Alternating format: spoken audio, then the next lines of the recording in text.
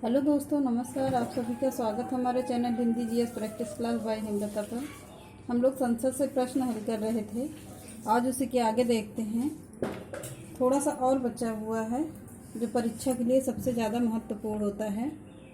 पहला प्रश्न देखिए, लोकसभा का कार्यकाल कितनी बार 6 वर्ष तक बढ़ाया गया था? कितनी बार बढ़ाया गया था? 1 बार, 2 बार, 3 बार, कभी नहीं। कितनी बार बढ़ाया गया था? 1 बार बढ़ाया गया था।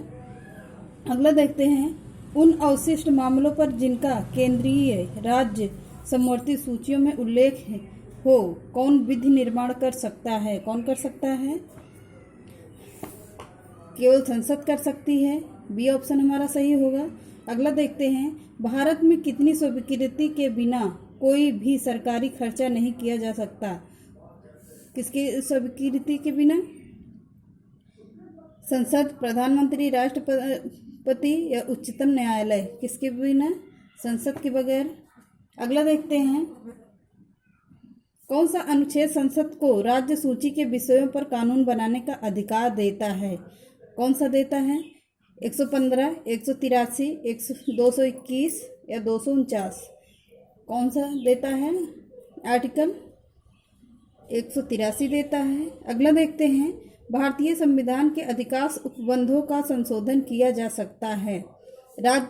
ऑप्शन देखिए, पहला ऑप्शन देखिए, राज्य विधानसभाओं द्वारा एक साथ मिलकर, अकेली संसद द्वारा, संसद और राज्य विधान सभाओं के संयुक्त अनुमोदन द्वारा, आधे राज्यों द्वारा संपुष्ट किए जाने पर ही। किसके द्वारा? अकेली संसद द्वारा किया जा सकता है। अगला देखते हैं, सांसदों के वेतन का निर्णय कौन करता है? कौन करता है? संसद, केंद्रीय मंत्रिमंडल, राष्ट्रपति, लोकसभा अध्यक्ष? कौन करता है? संसद करती है। अगला देखते हैं, भारत के राष्ट्रपति संसद के दोनों सदनों को प्रथम सत्र के प्रारंभ में कब संबोधित करते हैं? कब करते हैं? प्रतिवर्ष लोकसभा के लिए प्रत्येक आम चुनाव के बाद।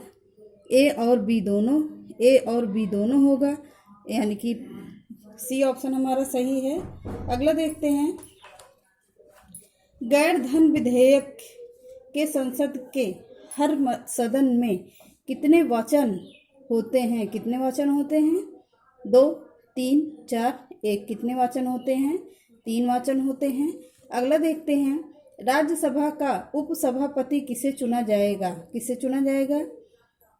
किसी भी व्यक्ति को जो उस समय राज्यसभा का सदस्य हो उसे राज्यसभा का सभापति चुना जाएगा। अगला देखते हैं, भारतीय संसद में कामकाज में शून्यकाल का अर्थ है? क्या अर्थ है?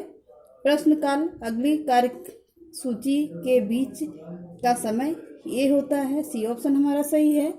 अगला देखते हैं, लोकसभा के निर्वाचित सदस्यों की अधिकतम संख्या हो सकती है? कितनी हो सकती है? 530, 545, 540 या 550? कितनी हो सकती है? 550 हो सकती है। अगला देखते हैं, भारतीय संसद द्वारा विश्व संसदीय प्रणालियों में कौन सी अभिनव चर्चा प्रक्रिया समाविष्ट की गई है? कौन सी की गई है? प्रश्नकाल, शून्यकाल, संकल्प, राष्ट्रपति का भाषण? कौन सा किया गया है? शून्यकाल किया गया है।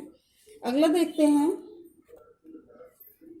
भारतीय संसद का जनता द्वारा निर्वाचित सदन निम्न में से कौन सा है? कौन सा है? राज्यसभा, लोकसभा और राज्यसभा भी। उपर्युक्त में कोई नहीं। कौन सा है? लोकसभा है। अगला देखते हैं, राष्ट्रीय कोष का अभिरक्षण कौन सा अंग करता है? कौन सा अंग है? कार्यपालिका, न्यायपालिका, विधानमंडल या सिविल कर्मचारी होगा? क्या होता है? विधानमंडल होता है। अगला देखते हैं,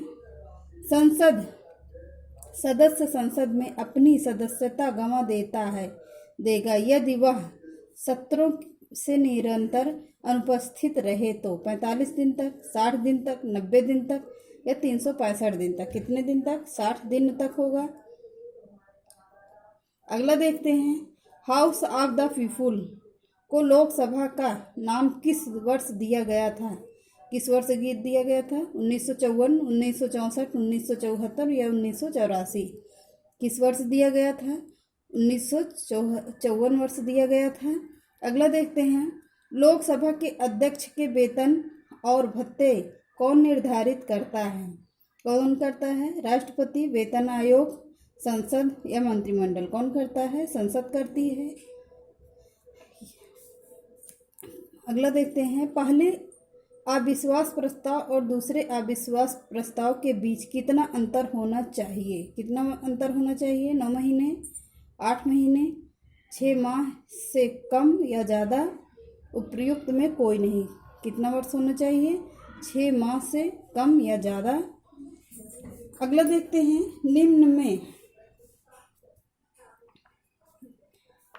निम्न में कौन सा प्रशासन पर विधायी नियंत्रण के अंतर्गत नहीं आता है? कौन सा नहीं आता है? शून्यकाल, स्थगन प्रस्ताव, बजट सत्र, विधेयक निरूपण? कौन सा होता है? शून्यकाल होता है। अगला देखते हैं, ऐसे व्यक्ति कौन हैं जो राज्यसभा के सदस्य होते हुए राज्यसभा और लोकसभा दोनों सदनों में बोल सकते हैं? कौन कर सकता है? राज्यसभा का उपाध्यक्ष, राज्यसभा का सदन का नेता, राज्यसभा में मनोनीत सदस्य, वे मंत्री जो राज्यसभा के सदस्य हैं, वे क्या होते हैं? संसद में, लोकसभा में बोल सकते हैं। अगला देखते हैं, लोकसभा आयोजित करने के लिए अपेक्षित गणपूर्ति कोरम क्या है? क्या है? 1/6, 1/8, 1/10, 1/5। कितना होता है? 1/10 होता है। अगला देखते हैं,